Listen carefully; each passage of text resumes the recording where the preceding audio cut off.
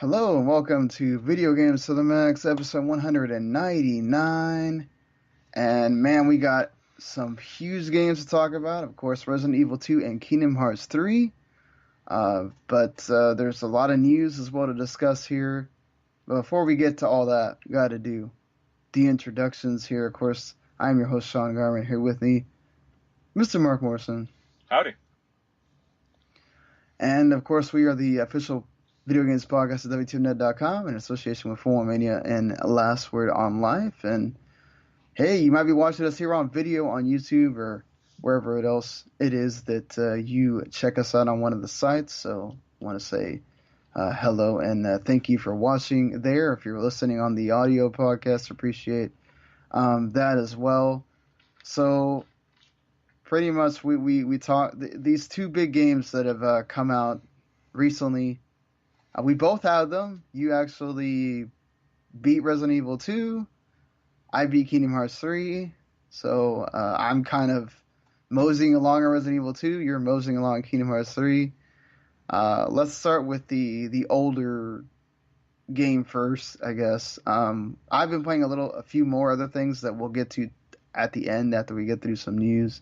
I mean, likewise. And what do you think? I mean, obviously this game's been getting a lot of praise. Do you feel like the same way? Huge hit. Yeah, it's really good. Like, it's probably one of Capcom's best. It really evokes the old game, but they modernized the combat. Like, the map is great. The inventory is fine because you can upgrade it. Yeah, it's like one of their best games. They do some stuff later on I don't particularly like, but yeah, it's a damn good game.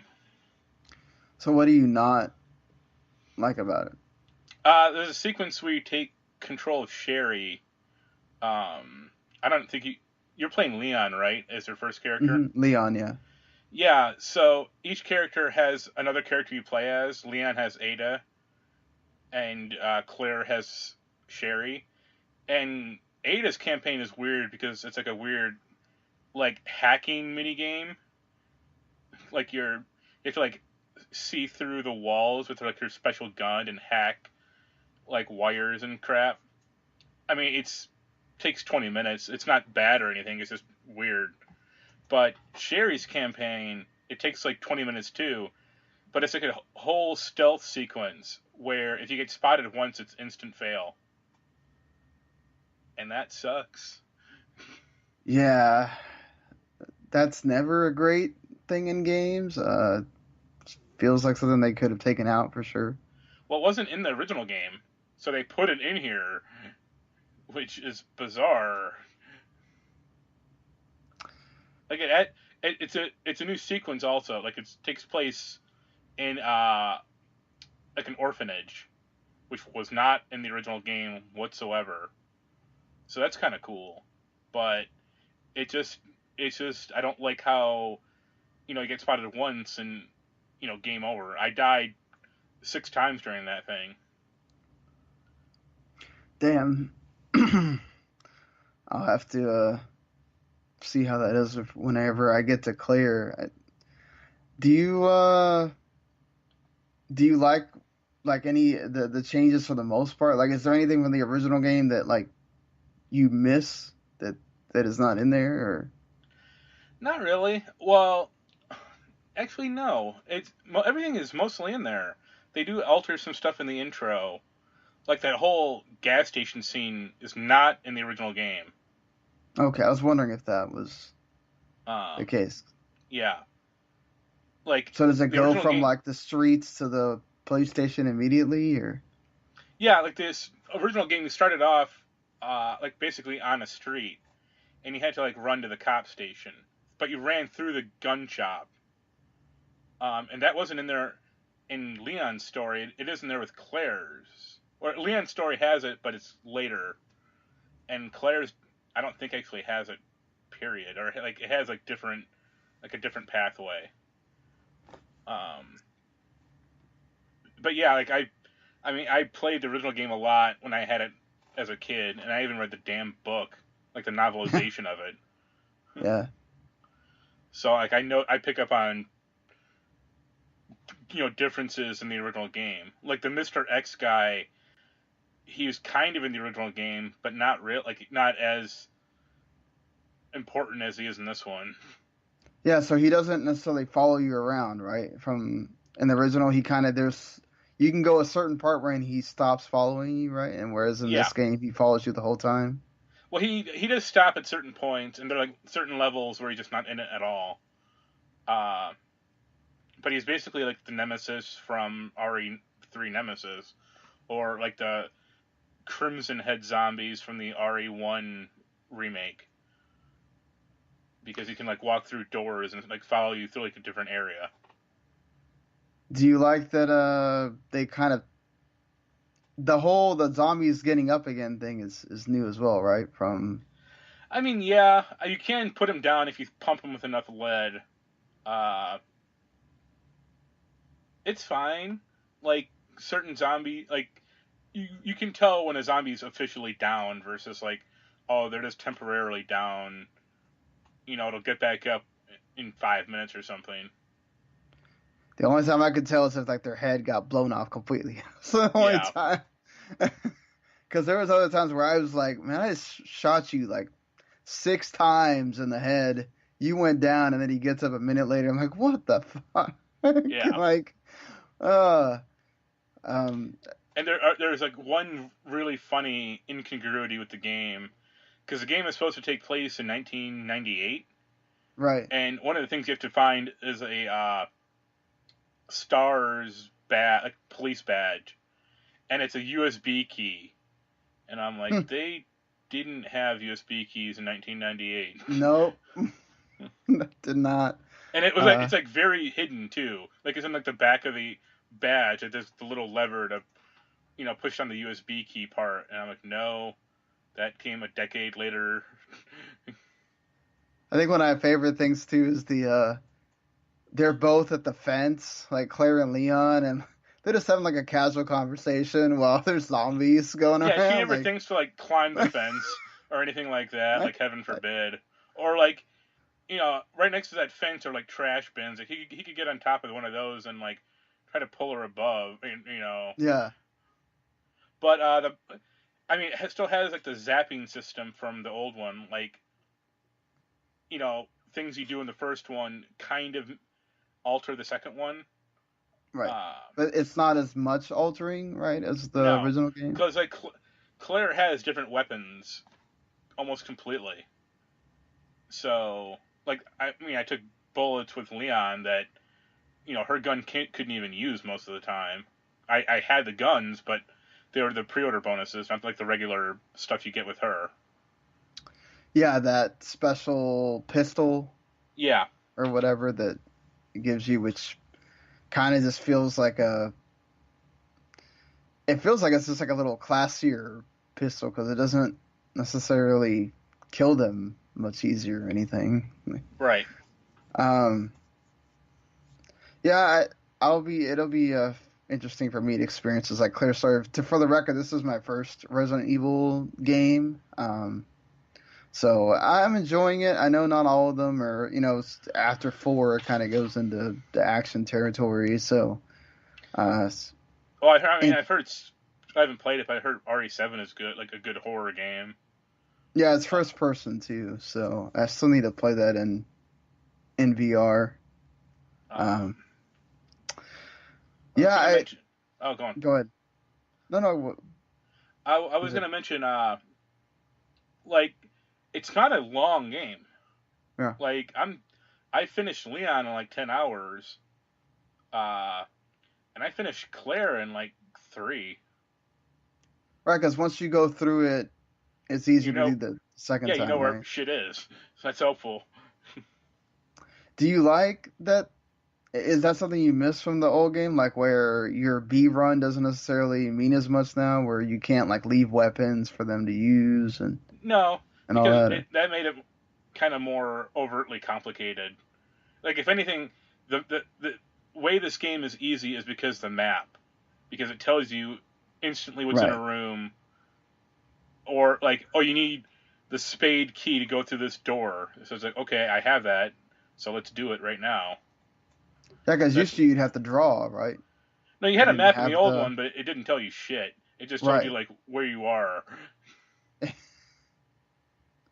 I'm not always the biggest survival horror person, so like it's interesting for me, and thing that I'm trying to do this year is play different games that I'm not used to, and like even though I'm sort of creeping along because I had to figure out that you don't have enough ammo to be killing all the zombies, so I had to run around, and I liked actually being able to go into the map and be like, okay, I only have to go a certain amount to go into this other room that I need to go into. There might be something I need, and it's just kind of a different experience that I realized I like doing. So, Yeah. um, it's definitely great that Capcom was able to get a hit with this. They got 3 million units shipped already on it, and that was in the first week.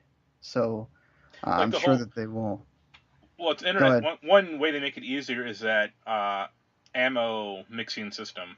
Like if you combine 2 gunpowders, you get Right. like bullets, which is nice. And then like you can do more and you get different kind of bullets, Yeah, like if you right? combine like a regular gunpowder with like a large one, I think you get like shotgun shells, or if you combine 2 large ones, you get like magnum rounds. Yes. I mean, do you enjoy Claire's or Leon's story more? I probably enjoy Leon's. I would say. Uh, I just like his, well, I guess, motivation a little better, like his kind of character arc. But both are good. Yeah, so definitely if for some reason you haven't checked out Resident Evil 2 or maybe you're on the fence or something, it's well worth checking out. If you're one of the survival horror fan and maybe you go, well, I don't know where to start Resident Evil, I think Resident Evil 2 Remake is well worth something to start on. And then if you like those, you can go to 7 uh, I or mean, I'd even say the if you like, 1 remake. yeah, I'd say if you like 2, go back to the already 1 remake and see what you think of that, because that's the most Uh, direct comparison. Also, those kind of go on sale a lot. I got those for I think like $8 each, Yeah, 0 and 1. So the uh, RE7 bundle went on sale for 25, and I would have picked it up if I had the cash, especially with that uh, VR thing.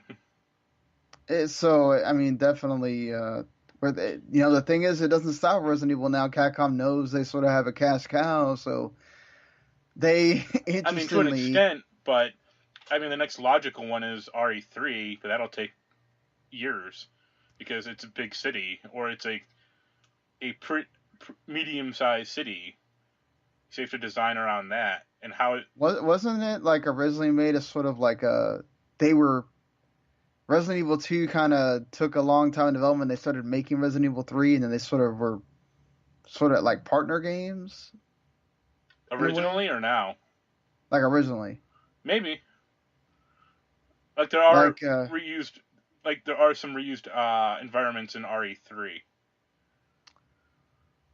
I think it's interesting how Capcom like laid this out, basically making it seem like, yeah, fans, we need you to demand RE3 just like you demanded RE2 for all those years.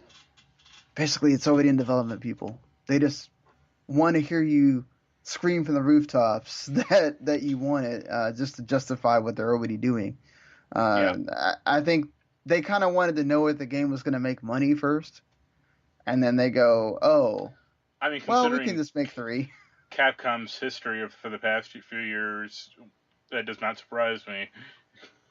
Yeah, they've been coasting on. I mean, obviously, Monster Hunter World helped them a lot, be able to give them the freedom to do Oh that as yeah. well. But they've been doing those collections, Street Fighter Anniversary Collection, the I, Disney afternoon thing. I mean, it's not like Marvel vs. Capcom Infinite made them a boatload of money or anything.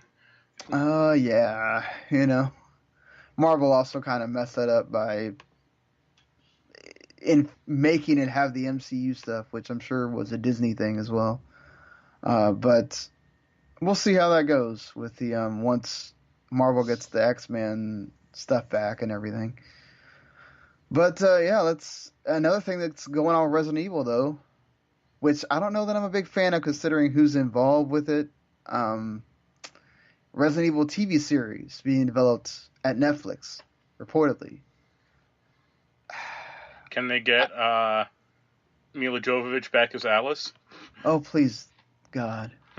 Your sarcasm is showing there. Like, Paul W.S. Anderson and Mila Jovovich need to be far away from this thing. But the problem is that I don't necessarily like that the same production company that was involved with the movies is also involved with this, because they're already saying in the press materials that's being said by the Deadline reporter that they're going to use that same starting point to kind of start the series too. It's like, okay, great. I think we all want to kind of know the inner workings of Umbrella and all that stuff, but I don't know. It's a TV series. They could legitimately like kind of go through the games or expand some more of the lore, and I don't know that they're going to necessarily do that. I'm scared that they're just going to do the movie in bite-sized chunks. I mean, I'd be further scared they're going to basically do The Walking Dead, but in RE form, which would be not good either. I mean, or that they're going to like use all the monsters within the first season. Yeah. You know, which, I mean, the liquor's cool and I mean, you know, all that, but the way you do RE series, honestly, is have every game be a season. Yeah, exactly. I mean, maybe not once you get to 5 and 6, maybe not, but at least you know 0 through 4. I mean, that's assuming it lasts 5 or 6 years. It's Netflix. They have a tendency to just greenlight stuff. So I mean, they just canceled one of my favorite shows, so no, they don't. Well, I mean, they've been better about like canceling stuff recently, but when it's something like that big, like Resident Evil, and we've seen them, you know, they finally started to announce numbers, and then people call them out on it, and they go, "Oh, that just means that people actually, 40 million people, like, at least watch a certain percentage of the show. It's not people that actually went through and watched the whole thing, but I you know." Who knows? I mean, yeah, I think that Disney had more to do with them canceling all the. I don't mean that stuff. No, but they didn't actually, because at least for Daredevil, Disney was all on board for season 4, and Netflix canceled it. Like, Disney was shocked they canceled it. Right, but Netflix is the one in charge of most of that budget for those, right? I think it's like half and half, but Disney was willing to pay. Yeah. Also, no, the show they canceled that I don't like is Travelers. Because I love that show, and yep, it's gone. I mean, I think it's hard with as many shows as they put out now. At some point your favorite's gonna get canceled. I mean, well, discoverability is a problem. Like, I thought it was crazy when they were they almost didn't renew Glow past season 1. It's like, you guys are nuts. Yeah, now it didn't take them that long to renew it for season 3, so I'm glad they figured out the error of their ways with that pretty quick. Go on. I don't know, like, the Witcher thing's out there, but you have those CD Projekt Red people, I assume, sort of on the phone sometimes to kind of be like, you can do this, you can't do this. Whereas with Capcom, I mean, with how free they were with the movies, I worry that they'll not really put their hand in and go, don't do this with the Netflix series. Well, they should get Shinji Mikami back in the role. No, I don't think Capcom had nothing to do with the Resident Evil movies. Like, they signed the rights away, essentially. Right. I mean, look at the Super Mario Brothers movie. Well, Nintendo certainly they are playing a very close role with Illumination on that. But also, like, think about when the Resident Evil movie came out originally. That was 98? Like 2000. Or 2000. Yeah. Yeah. I mean, it was way early. So Capcom probably didn't give a shit when it came out. They were like, cool. Like, you want to do movies on Resident Evil? Great. Yeah. But also, no, except for Mortal Kombat, there's no good movies based on games. Do you Do you think that they need to have like an original character, or they need to just have the characters from that we No, know from the games? yeah, the characters from the games. Those are the people care about. No one gives a shit about Alice. So the reason or the why they formed the entire movie franchise around her is insane. Well, we know why. Yeah, The behind the scenes of why, but like, yeah, I mean, what they throw in Jill in the second one, and she's sort of a bit player to Alice, and then what Wesker I think was the big I bad at certain well, I think points. Claire was in maybe 3 and came back in 5 or 6.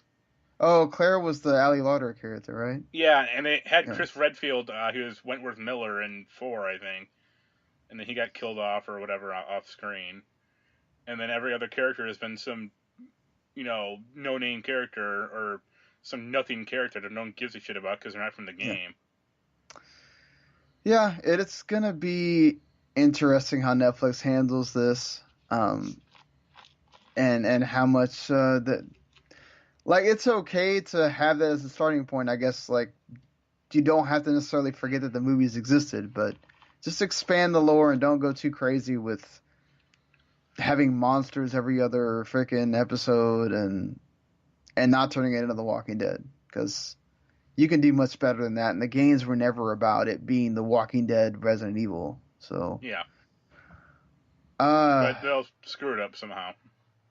I won't be too surprised if that's the case. So moving on to another franchise that could easily be some kind of movie, or well, it has had a movie technically. Ace Combat 7. Let's Uh, talk about it. that storyline's crazy enough already. But Kingdom Hearts 3, the game that is number one on I don't know how many different Japan and Europe for sure, America. I'm sure maybe because of that there's nothing else that came out January 29th really that was. It sold 5 million copies. Yeah, so it's I think in Japan it doubled the number of Resident Evil 2 in the first week. So That's not surprising. yeah, it's a game people have been waiting 13 years for.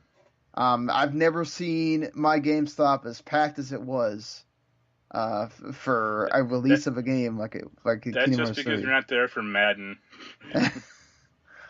Well, I mean, I think Madden even then, like, I've never seen the parking lot completely full to where I couldn't park in the parking lot, so I had to go to the parking lot at the Golden Corral next to the Yeah. GameStop. There was people with, kids named Kyrie there. Like it was kind of it's crazy It scene. should have been But someone from DHS or whatever, social services. yeah, I was waiting for the kid named Sora as well. It didn't happen. But still, They're all named like Roxas and Axel. would not be surprised if there was a Roxas kid somewhere at some GameStop. Kyrie's not a bad girl's name to be honest, but either way, I beat the game completely. Where are you at? I'm in Toy Story World. I faced the doll boss that was like spinning around. Okay. So, what do you think about the game just as far as you've been?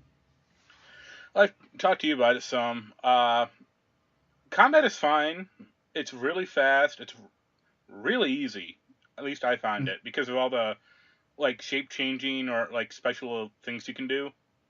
Right. Like it makes it The attractions and yeah. This makes it like brain dead easy most of the time. Like bosses can be a challenge, but not really. Or that like stupid Twister boss in Olympus was a pain in the ass. oh yeah, I Right. almost died at some points during that thing because when he starts throwing the rocks at you, whatever, when you're in the air. Yeah, I just couldn't get close to him.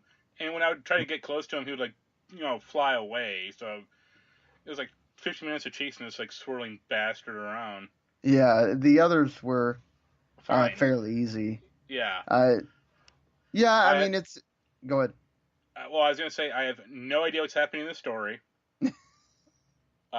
Less than no idea. Like they're. Yeah. I know who some of the characters are, but no, and I don't think I'll care. What was the either last way. Kingdom Hearts game you played though? 2. Oh, okay. Well, you You missed know, a whole bunch the, of stuff there. why bother having numbers if they're not going to, in the grand scheme of the story? I mean, to be fair, Nomura is crazy, and he says that none of those games are side games. They all matter to the story equally. So, I'm reminded of what you uh, said about Final Fantasy 15. Like, oh, you need to watch the anime that came with it, or like that director DVD thing to get like the full breadth of the story. And it's like that's no, they should have put that in the goddamn game.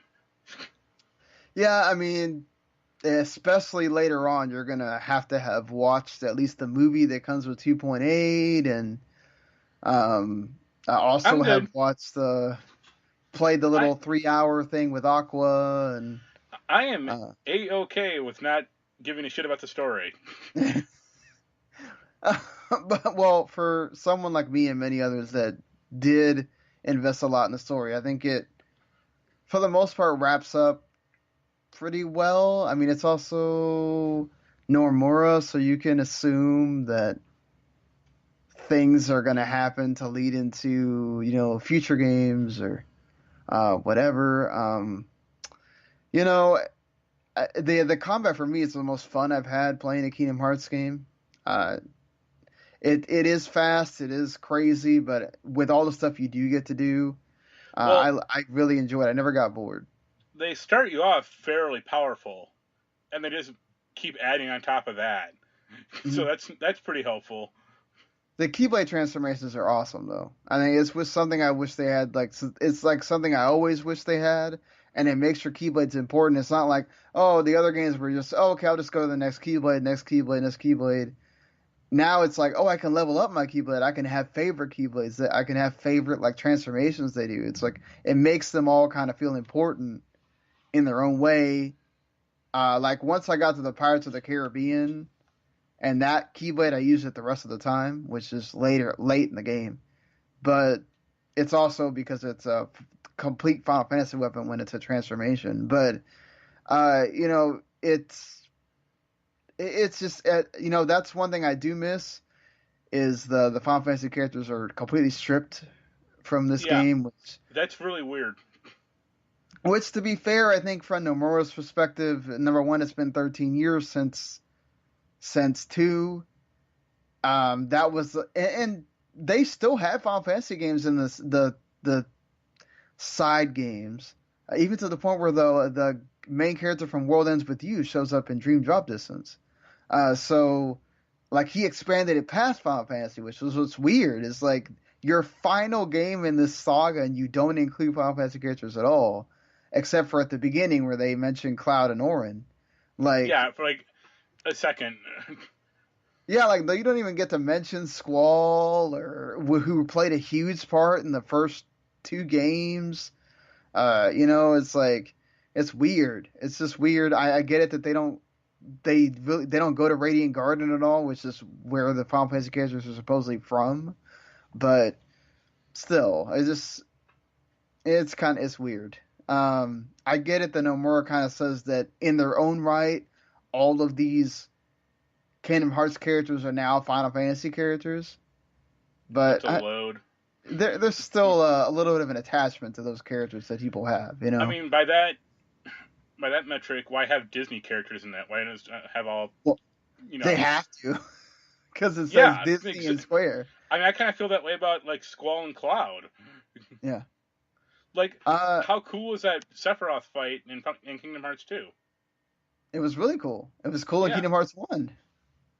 You know, the like my favorite moment from the games, I think, still is the big battle in Radiant Garden 2 where Squall and Cloud are back to back and they go, "Are you ready?"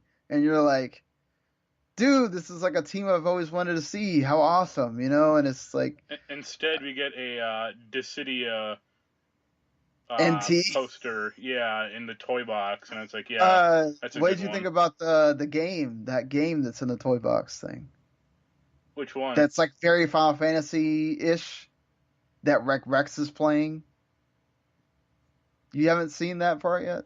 No, You're I, probably I'm really thinking. close to it then. I'm thinking of. It's called like Verdum Rex or whatever, and they Oh make it. yeah, that thing. Sorry, Yeah, that's yeah, right. That's like in the intro. That was funny. That was like Kingdom yeah. Hearts, or that was like Final Fantasy 15 or something.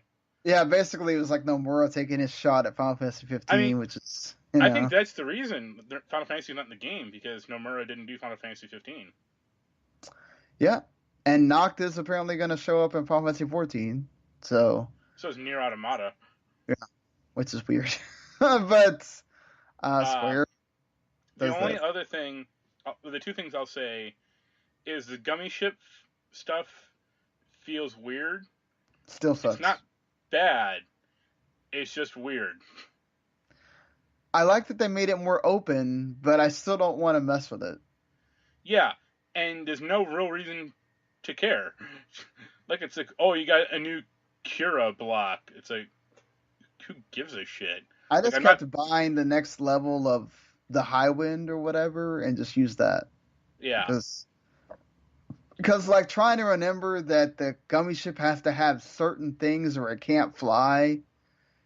yeah, like the It's navigation cool for people that block like and to the do that stuff, but it's yeah. like it's not why I play Kingdom Hearts. I want to I, get to the worlds or whatever, and I mean, so what they should have done is basically have like Steam Workshop support for that, or like call it Square Workshop, where you could just yeah, download other people's ships into the game. yeah, that would be cool too. Um, yeah, they took the time to make it more open and include little things like the treasure spheres and the make the battle separate, which I appreciated, except for when you got to a certain boss. Yeah, but it all just But feels not yeah, hollow, but just unimportant. well, yeah, in the grand scheme of things, it is unimportant because they make it to where you warp after you get to that level Yeah. once. So it shows how much. I mean, at least they took the time to not make it on rails like Kingdom Hearts 2, where it was like, oh my god, Or this feels one. like you could Yeah. just completely skip this and not had it at all. But And I think overall, I loved most of the worlds. Pirates is way better than 2. I And heard it's like somehow a mini Assassin's Creed. yeah, the naval battle stuff is really cool. I don't know how many times I had to redo the stupid. Well, for one, the only reason it took me that long is 'cause I forgot you have a defense barrier that you can put up, and then I was able to do the two big missions you have to do on the ship. One of them's like a race or whatever, and then the Toy Story one I loved. I think Monsters the most because it seems like it could have been a sequel that we haven't had to Monsters. Monsters University being what it was more like a prequel. Um, and also that the fact that in that sequence, the monsters actually get involved more with the Organization 13 people than the other ones. Frozen and Tangled are just way too much like the movie, Yeah, and but those and were also popular, so that's why.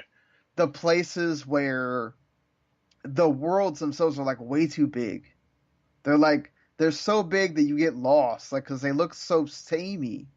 Yeah. And there's a part in the Tangle one where it gets like really dark, and they do it on purpose, and it's like I cannot figure out where I'm going. I had to just look at the map the whole time to like figure it out and just go.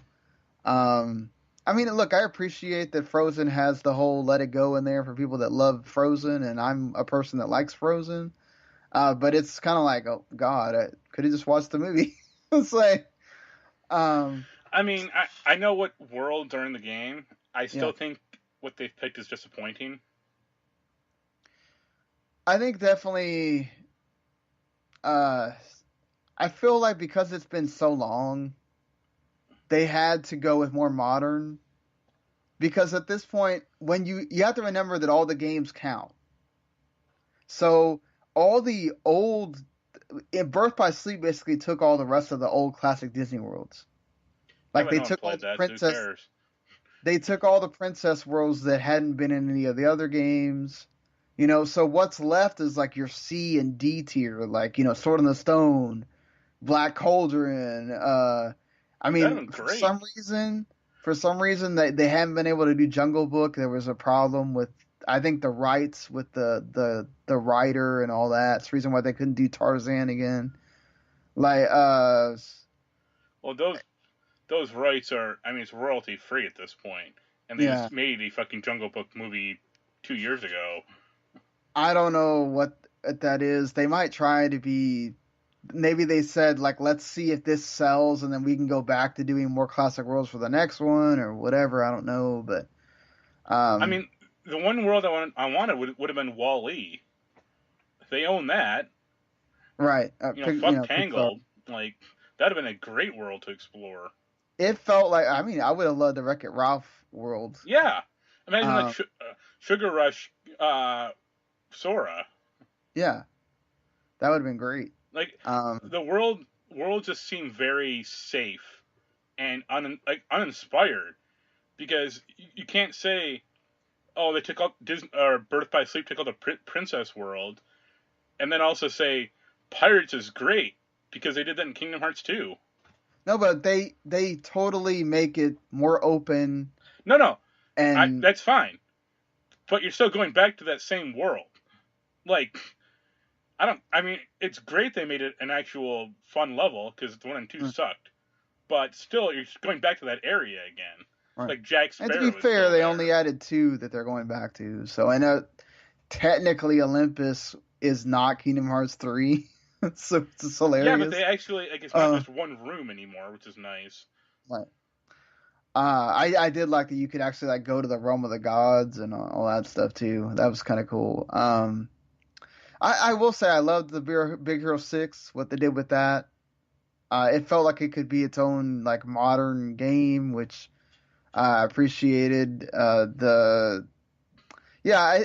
also like, what I like the most is, I wish they would next time, if Disney could remove the clutches, which I can understand that some of these properties, like, they're getting sequels right now, like Frozen, and they don't want to reveal too much of what could possibly be in that movie or whatever. But it's like, when you let Nomura play around with what the movie can be, it's a much better world than just redoing the movie. Yeah. I mean, that's kind of the first game's problems, is they just kind of redid the movies. Yeah, and then 2 did the same thing. Just, it made you go to the worlds twice, and but yeah, I think, go on. like, overall, it's not a perfect game. There's problems with it. Like, it's easy even on proud mode. The thing, my biggest problem actually is the voice acting. Yeah. By and far. Like, the story is awful. Well, the story is incomprehensible, and that's fine. But the 3 biggest offenders are Mickey, and that same guy. Like, I've sent you a clip of him doing, like, Epic Mickey 2. It's the same guy for 10 years. Right. He sounded like Mickey in that game, so why doesn't he sound like Mickey in this one? That I don't know. Like, he has, like, a really deep voice, and he doesn't, like, chuckle at all, like Mickey kind of always does. So it sounds bad. I think Sora is bad, because I don't mind Sora. I mean, Sora's supposed to be 16, 15. But that's, Haley Joel Osment can only make his voice. Yeah, I mean, that's the problem, is, it took him so damn long that, I mean, Haley Joel really aged out of that role. Yeah. I mean, he's 30 now, so. Yeah. I mean, he looks like a 30-year-old pothead, or, Right. And there was one other character that was really bad. I can't remember who it was. I don't think Buzz and Woody sound great. Oh, they don't, but they're look-alike. They're sound-alikes. I mean, it's Tom Hanks' brother doing Woody, yeah. So, I think for the most part, most of the sound-alikes are okay. Mickey's the worst offender. I thought Goofy and Donald are great again. Oh, the other one was Scrooge. That was it. Yeah, Scrooge is a bit weird. And they had a good Scrooge doing the one for the TV show, David Tennant. Oh, how much would they had to have paid David Tennant as well? That's the thing. I mean, how much is he getting for this show? It can't be that much. Just pay him for an episode. Yeah, I don't know. It's maybe the things didn't line up. The schedules or whatnot. Well, I mean, now that we have patches, they can patch that shit in. Yeah, I mean, to be fair, like a lot of the Disney cast that they did get, I mean, that's still surprising to me that they'll have Kristen Bell be able to come back every time to be Anna, and Oh, I mean, um, they probably pay her, a dump truck of yeah, cash. and I forget how to say her name, the lady that does Elsa, for her India, to not, Endinia and Zell or something like that. yeah, Um, James Woods is still doing freaking Hades. I mean, he was so not great. I mean, I knew it was James Woods, but I mean, he's just old and crazy now. Like I assume they recorded that 7 years ago. like that's the thing too. That's the thing too. You can immediately tell which worlds have the dialogue where they were recorded way too separate from each other, whether it's really stilted. And then you can tell when there's a bit more cohesion or whatever, and they speak a bit more crisper, and the lines seem to come right after the other. Yeah. Uh, it's like some of those are like cringy, like especially like the Organization 13 ones. It's like, oh my god, you guys sound like you were just in a Recorded. space by yourself. Well, they're recorded, on separate cities years apart, like most likely. Mhm. So, Yeah. like, it would have I, been cool. Oh, go on. I still think David Gallagher does. David Yeah. Gallagher and Billy Zane still nail their stuff really well. What was the other one? Billy Zane does Xehanort Oh, and all the anthems and whatever.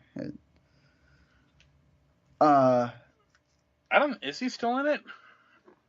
yeah, he does all the bad guys. Oh, okay. Not all of the bad guys. Like I think No, Haley yeah, Joel Osment does Vanitas. yeah. Um, so yeah, we could probably do the whole podcast on Kingdom Hearts 3, but listen, if you've been a big fan of the game, you probably already bought it, so it's whatever. And there's a lot of people that are very disappointed, and I can No, understand. Billy Zane isn't in the Um, game. oh, he's not? Who's the character? Xehanort? Yeah, It's Rutger Hauer. maybe they changed it or Because whatever. wasn't Xehanort Spock or Leonard Nimoy? Ansem, was he? At the first one, he was, I think. Not Well, in the second one. Ansem in this game is Corey Burton. Well, I remember there's various Ansems, so. Yeah, well, he's the main one. Oh, okay. Because the Ansem, the Y sounds different Yeah, from the other Billy Zane is Ansem. only in the first one. Oh, okay. He was great though. Yeah, well, I like David Boreanaz as Squall in the first one. Like he was good Yeah, too. I agree on that one too. And I thought it Even was funny how they replaced the original actress from Hercules from the movie in Kingdom Hearts 1 and 2, and then they got him back for this one. yeah, that was kind of weird too. And he sounds different. Like I'm not gonna Hmm. he didn't sound bad, but I'm like, this is not the guy. This is not Sean Astin from the last one. Right. And to be fair, Sean Astin grew in expense and during that time. So, No, uh, I mean he was.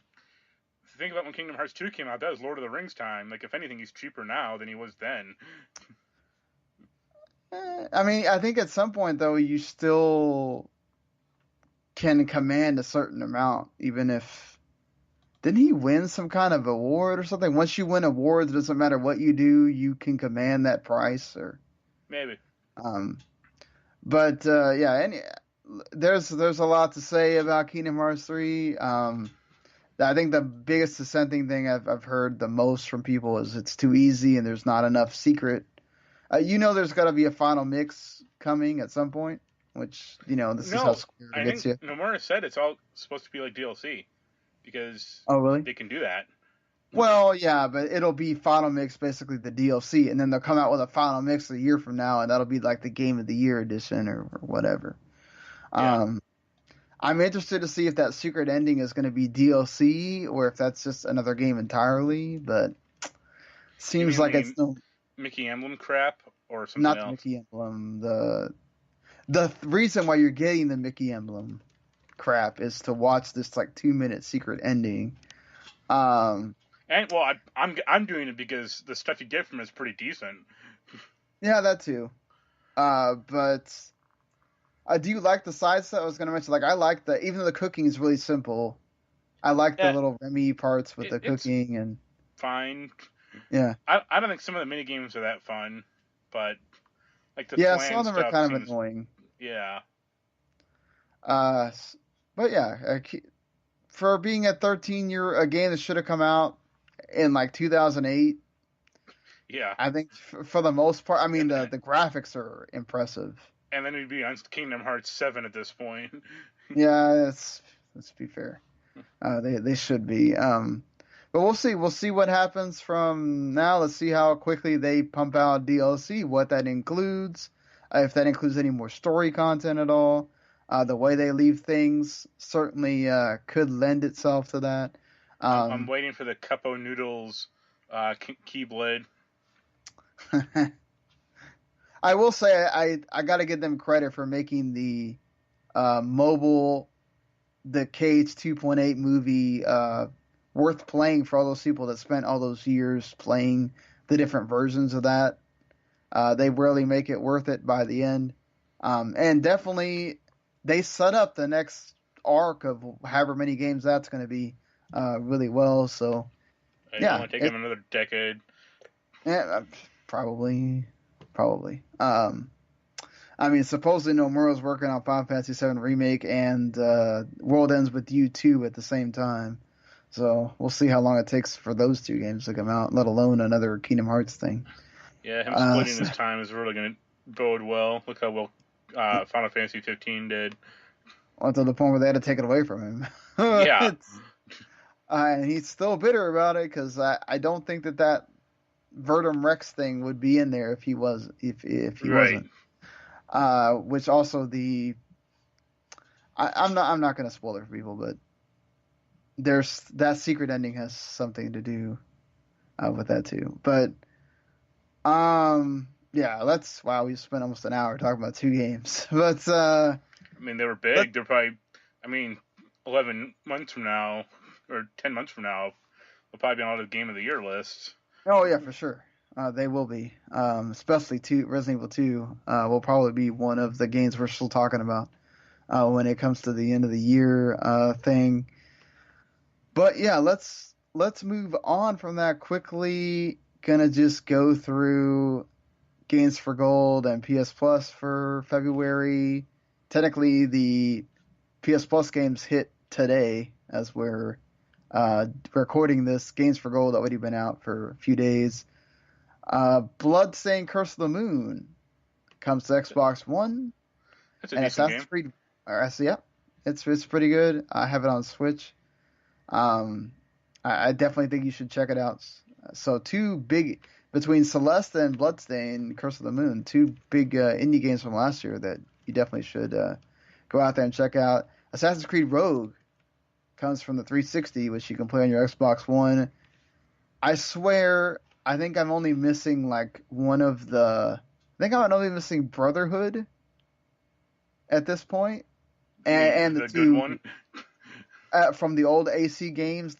I swear I almost have the entire AC collection thanks to Games for Gold. And on the second half of the month, you get Superman Bomberman R, which, to Konami's credit, they've done a better job of doing patches and updates for it from when it launched. Well, I heard it was busted when it launched, so they kind of had to. And Star Wars Jedi Academy is the other 360 game, which is actually pretty decent. Yeah. On PlayStation Plus, For Honor, which, again, another game that Ubisoft worked their butt off to keep giving updates to, has actually gotten its first new character of 2019 just recently, so you can go play it for free on your PS4. It's been PS Plus before, so if you didn't try it before, you can now. Hitman, the complete first season, you can get it for free. Yeah, it's well worth it. I have it on Game Pass already, but I'm going to download it just because stuff does go in and out of Game Pass. Yeah. Metal Gear Solid 4 Guns of the Patriots and Dive Kick, which is a competitive fighting game, are both on PS3. If for some reason you're still downloading games on your PS3. Well, I think it's like the last month for PS3 and Vita games. Yeah, they said they were going to stop in March, right? Yeah. And like, And I think both those games, like, they're gonna last a little longer. Like, I think they'll like last till like March 8th or something. yeah, because But they I mean, Metal Gear Solid's a good game.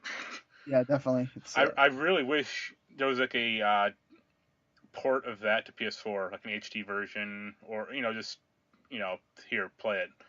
I'm surprised Konami hasn't gotten on that by I now. think they would need Kojima's Oh, permission because he's in the game. oh, okay. See how that ever comes to Yeah. fruition. Gunhouse, which is a tower defense game, PS4 and Vita, and Rogue Aces, an air combat roguelike, PS4 and Vita as well. So there you Ooh. go, swan song for the PS3 and Vita. Yeah. As far as PS Plus goes. Well, some interesting developments happened today of various quantities. There was a lot of stuff just from today that got announced. Probably, perhaps the biggest as far as like future things go. Microsoft announced, well, the Microsoft didn't announce. It was sort of a leak from something that was supposed to be announced at GDC because Microsoft is supposed to basically show off what they have been promoting for about a year now, the Microsoft xCloud.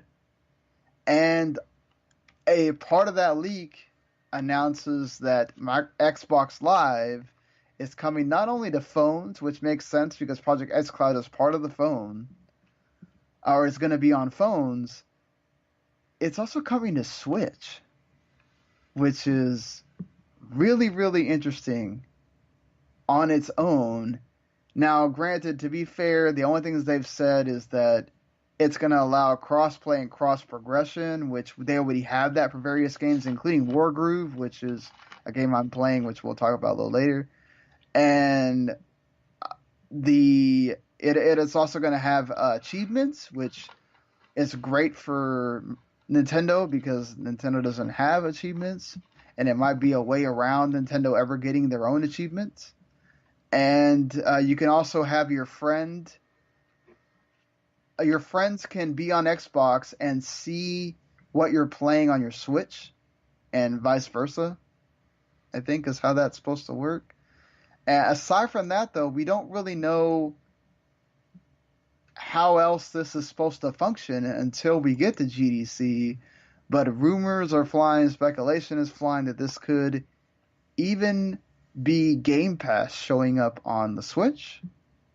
I mean, that won't happen. You don't think so? It's already on PC. They want to put it on phones.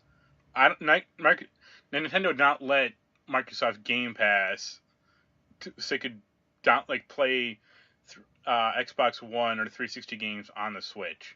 Not well. I mean, it's streaming, so it wouldn't really hurt the Switch's. I mean, the Switch doesn't even have a YouTube app. They're Yeah, gonna it does. No, it doesn't. The Switch has YouTube. It doesn't have Netflix. Okay, close enough. It barely has streaming video capabilities. Well, that's because they don't want to, though. Nintendo doesn't care about that. Like, well, why would Nintendo care about putting a competitor's streaming service on their console? I wouldn't consider them necessarily competitors. How many times have they decided to work with crossplay at this point? They're working with crossplay on games that aren't exclusive to Microsoft, except for Minecraft, which predates Microsoft, so they don't care. Yeah, but I'm just saying, like, Sony's decided to stay far away from this, except for Fortnite and Rocket League. Like, they have a logo that's been put out there of survive together, Xbox One and Nintendo. I don't think that necessarily is just crossplay. I think there could be far-reaching things to this eventually. Microsoft could help Nintendo with their bad online system. I mean, they could, and they should to an extent, but I don't think going to essentially your competitor and say, "Hey, build us our online system," is a great way, especially considering how flaky Xbox Live has been for the past few weeks. I mean, what's the first time in like how long since Xbox Live has been that really happens outside of a DDoS attack? I mean, But the fact that you can't use console when Xbox Live is down is a problem. that's how that system was designed, that's what's so stupid about it. They just basically, uh, hold on, I've played games with when my system's not online. That's Yeah, weird. but it was some problem, like, it was trying to hit a server when you turn it on, and it Oh, wouldn't okay. get past it, so it was just black screen. You see, I don't even think you could get. I think you could like menu your way through it, but if you didn't have a clue why that was happening, you were kind of screwed. Yeah, it Because it didn't probably would say just freak you out. Xbox Live is down; it was just a black screen. Right. It would make you think your console's breakthrough. Yeah, I don't know. I mean, there's a lot of. We'll have to see what this means. I could definitely see like Project S Cloud be included on Switch and make it be like the Microsoft's handheld thing. Um, I don't know because also this means like the Switch doesn't have Bluetooth, so you can't like Bluetooth the Xbox controller like you can with all the other systems, and I mean the Switch doesn't you even have know, a microphone built into it. Asking Bluetooth yeah. is one hell of a yeah. So like, I mean, I don't know if the smaller Switch could necessarily that's being rumored could necessarily do this, or I mean, it could be nothing as well, right? We like Steam. This is Steam integration came to PS to Three, and it was a Sony, mess. and nothing happened, Yeah, right? Um, but it kind of makes you think they've worked together before. I mean Weird that they would even allow it. Like you can sign in with your Xbox Live account on the Switch right now. the only game I So see this working with is probably Minecraft, yeah, because it's not or like, Rocket oh, League. I mean Microsoft owned game. Yeah, It's not like, oh, I'm gonna go play Gears on my Switch. right. I mean, I don't even really count Microsoft as that because, like you said, it predates Microsoft, and they couldn't just pull it off of Nintendo and Sony systems. They had to keep. Oh, I think they definitely could, but it's still a They cash could, cow. but it would make them significantly less money, and they're not that stupid. Yeah, Especially when they're spending how much they're spending on all these studios and everything else. I don't know. With all their spending on studios and knowing that they have exclusives, obviously there's no guarantee that all of them are going to be good. I Um, or I don't have, think most of them are gonna be good. but like, but still, they believe that they are outside of like the Forzas and the Halos and Gears. But like, I don't know. I mean, could with the way that Nintendo is being about, they're making Detective Pikachu movies and Mario movies and like wanting other people to have they are out on the record saying they want to let other people have our IP. Yeah, but What if Nintendo's still Nintendo puts games on Game Pass? no, because You there's no know, incentive to buy the Switch. I'm not saying every game. They could put some games on Game And Pass. given how Nintendo values their own properties, hell no. Yeah, I mean, to be fair, their online service only includes old games at this point. They're not including new games, so and they have And the they worst never sales. will, So, especially not for $20 a year. no, yeah, definitely. No, but that's why they're also saying that they want to make a more expensive version of Switch Online. So, take for that. Which I mean, we're already alluding to this, so I might as well like get to that point. Not to mention a former Nintendo person that Damon Baker that was part of the like a person that would bring over indies and third parties to Nintendo systems is now working for Microsoft, and he's doing a similar thing with Microsoft. So interesting how that's going to work. But the thing I was alluding to is Nintendo, aside from announcing that they now sold 32 million Switches, and being the highest or the best-selling console of the entire year last year, beating out PS4, which is an impressive accomplishment. It's They have not 8 million, that surprising though. The but they had PS4 and Xbox One they, have been out for a year. but think about when Smash came out at the end. Until Pokemon and Smash came out, they had almost nothing. Yeah, but everyone already owned a PS4, so of course people are going to buy a Switch. Not necessarily, though. I mean, the PS4 and Xbox One came out in 2004. I know, but I'm just saying, like, Sony still sold a lot of freaking PS4s last year. Oh yeah. And, like, there was months where they were still the highest selling console. It's just, I'm just saying, like, aside from what Smash did, which was ridiculous in December, obviously helped that number. They sold what, like almost 5 million, and then Let's Go Pikachu has sold, and Eevee have sold like 10 million, and that came out in the middle of November. Yeah. So and people kept saying, "Oh, that's not going to sell. People aren't going to buy that." Well, you're wrong, but still, I think it's still impressive. My whole point of this is that we kind of discussed it, but there is a rumor going around that there was a rumor, first of all, going around that there was going to be a Switch 2.0. Nintendo said there is no Switch 2.0. We are not thinking about the next Switch. We're not thinking about the next Nintendo console right now. However, there is a much bigger rumor which would go along with what Nintendo usually does, which is make different SKUs. A smaller Switch that's portable only, and would obviously lose some of the features that the Switch has right now, including the whole being able to go on your TV and be cheaper than $300, maybe like $150 or $175. Do you see this happening, and do you see it being viable to only be portable? I mean, maybe, but the Switch has problems in portable mode with some games. So it'd have to be a more powerful system than the Switch currently is in portable mode for that to work. And also, how much smaller can it be? I mean, it's a pretty big screen. I mean, it's not portable in the sense that like you can put it in your pocket.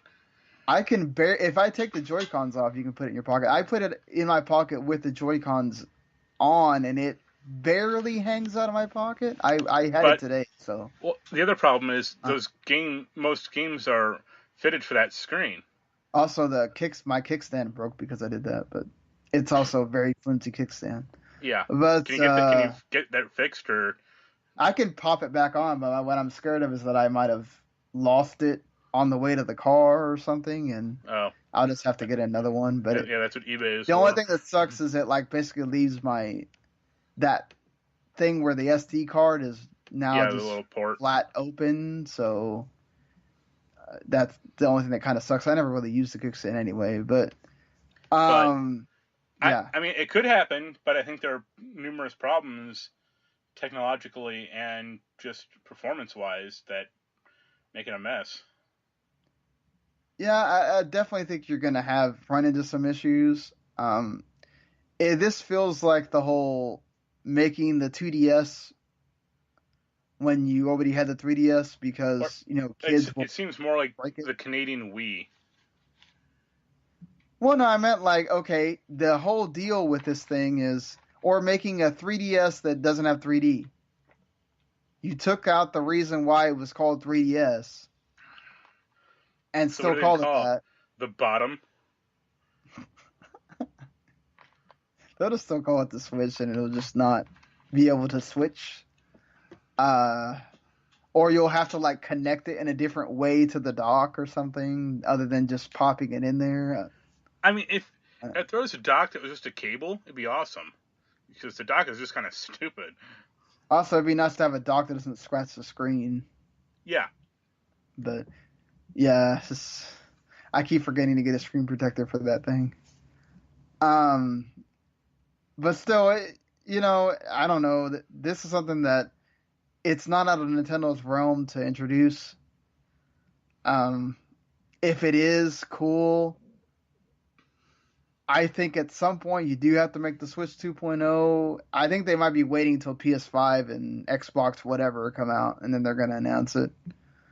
I don't think they. I think if they show their hand too early, and either way, they're going to be way behind whatever Xbox and Sony are doing in those specs that leaked. There are specs that leaked for what Sony and Microsoft are doing, which is not really next gen when you think about what computers are doing right now, but it's going to be way more than what the Switch is. And maybe they have to like really go to that drawing board, before they want to announce a Switch 2.0.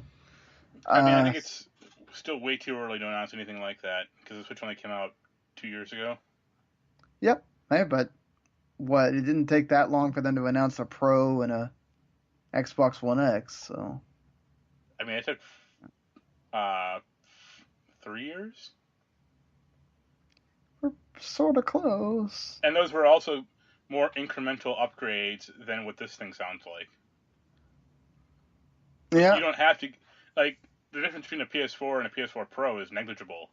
Xbox One X is slightly more, but not really. But they can also make it to where you could downgrade and still play on the regular Switch.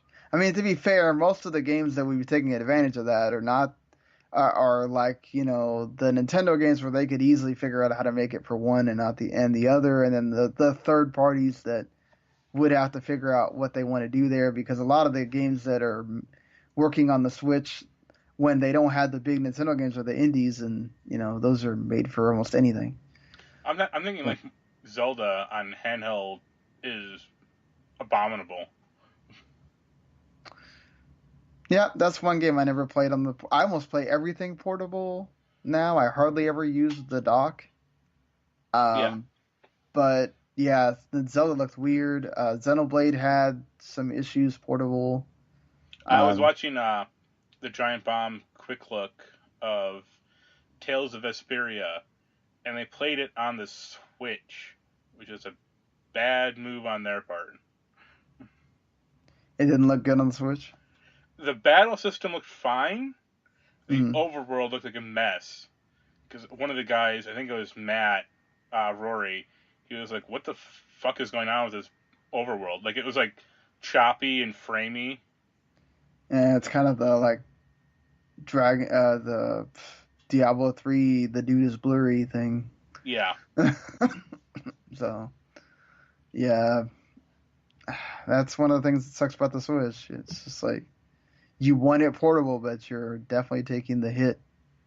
I mean, they have a heat sink on the Switch, so that should tell you something. Yep. That's the reason why I didn't get Final That's what I'm worried about with some of the Final Fantasy games, where I'm like, well, I certainly don't want to double dip if it's going to look really bad. I mean, 7 and 9, it shouldn't. Those are PS1 games, but like Final Fantasy 12 might look That'll be fine. Bad. I don't know. Who knows? With Switch sometimes. Yeah. They're also, again, like, their new owner is certainly into the more giving mood when it comes to Nintendo nowadays, as opposed to what they used to be. So, like, almost anything's up in the air sometimes with Nintendo now, and they are definitely going more into the mobile space, because yes, they delayed Mario Kart Tour, but they also announced Dr. Mario World for mobile, and here's another franchise that it's free to download. And Dr. Mario is so dormant that who cares? I mean, I wouldn't have ever thought that Fire Emblem Heroes would make them as much money as it does. Fire Emblem is not like but Fire Emblem's popular. It's not that popular though. It's still sort of niche when you think about it. Yeah, but when is the last Dr. Mario game? Never, but I mean, it's still Mario, so people will buy something that has Mario on it. I mean, Mario Kart 8 is the highest selling Switch game, and it's not Mario Odyssey or Zelda or so. You know, I wonder if Mario Kart Tour comes out on mobile, how much that thing's gonna sell. You know, it's I mean, interesting it'll do times. well, but yeah, the last Dr. Mario game was 1990. It was Oof. the original Dr. Yeah, Mario. Dr. Mario. Well, they had ports, right, on the other Kinda, systems. not really. Yeah, I Like, just came like on Virtual Console, and oh, that's yeah. I mean, I never liked Dr. Mario anyway, so Well, speaking of old games, the one system that sort of took their time with their old games. I mean, they recently, compared to what Microsoft did with their backwards compatibility, added the download ability for PS Now. Even though I think even before then, PS Now still had way more subscribers than Game Pass. Uh, there's a patent filing that may indicate that Sony is getting back into the backwards compatibility game with the actual console, not with a service, where the PlayStation 5 or possibly even the PlayStation 4 could trick the system into playing PS3, PS2, and PS1 games. that'd be fine. Do you Depends on think how they you do actually it, see but this on the PS5 day one, or do you think this is just one of those things like, oh, they made this patent, but they don't necessarily I, are going to use it? I see PS5 being at least backward compatible with PS4. Yeah, I can see that Uh, because I think they're just going to make bigger, more powerful computers now. I don't think for, they're going to do the. for the other consoles, it'll probably be like what they did before, like download, PS1 classic games. Have to buy them again, but We've got to stop this at some point. Like, you have to make our purchases go to the next console.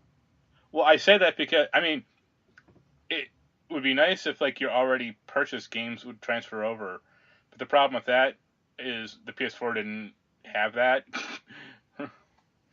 But they could do that from the PS4 5 to the PS4 at least. Yeah. Oh, I think that's for sure. Like when you log into your PS5, your PS4 library will be there, most of it at least. Yeah, you still have to get licenses and everything else, but I hope I so. think more like games that don't have a developer or publisher anymore. Like that's more problematic part. Right. Same thing Microsoft runs into with backwards compatibility Yeah. on their end. You Well, the know. same problem that, and it's a really big problem in Nintendo's Virtual Console back in the day. Like people wanted games, but it's like Nintendo doesn't know where to send the money to. Yeah, exactly. It's like you want this game, not to mention some of that they had to like rework it to work on there and all that. Some of that just didn't go straight on there. Some of it was reworked to be on Virtual Console. So, Yeah. uh, but yeah, I mean, interesting to see if this actually comes to fruition. There's going to be a lot of rumors when it comes to PS5 and Xbox, whatever they're going to call it. That's Xbox Two, the closer we get to. Please don't. The closer we get to the direct E3 Xbox. and everything. Oh, Jesus. They could call the streaming Xbox that, I guess. Which that's still a thing, by the way. So until that is disproven, and Microsoft has not said no, be I think prepared. it'll happen, but it's going to be a bad experience for everyone that doesn't have Google gigabit internet. Well, I mean, that's why they're coming out with the regular console, right? So, like, if Yeah, your but also internet's fast enough to do it, then yeah, but soccer moms are idiots. If they see a console that costs $200, that's a streaming one, and like the regular console which costs $500, and little Timmy says, "Oh, give me the Xbox Two," she's gonna pick up the cheap one, take it home, and it's this gonna be is a shit where experience. this is where parents got to do their research, man. Yeah, Right? and It's most of like, them don't.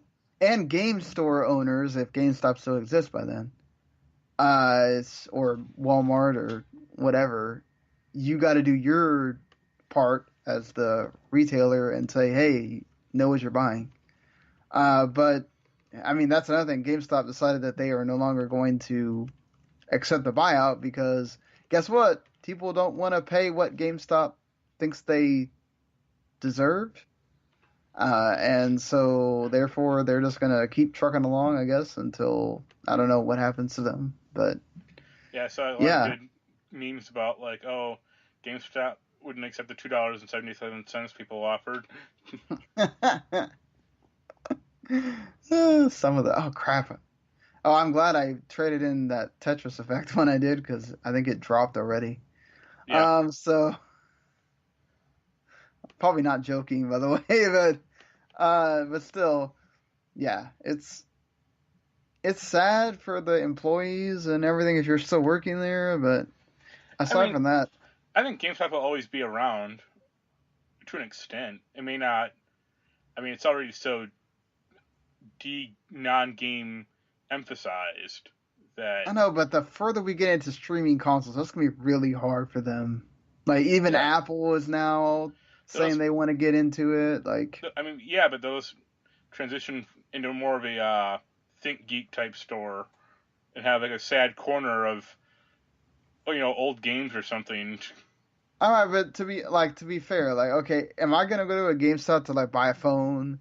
Am I gonna like yes, okay, I'll go over there to buy like the exclusive Funko Pop or like maybe a shirt or something. I mean, but they like sell phones. They'll take your phone. Oh, they'll take your phone as a trade-in. I don't know if they sell them anymore, but they'll still take your phone as a trade-in. Or they used to at one point. I don't know if they do it anymore. That. That's why I thought they sold them too.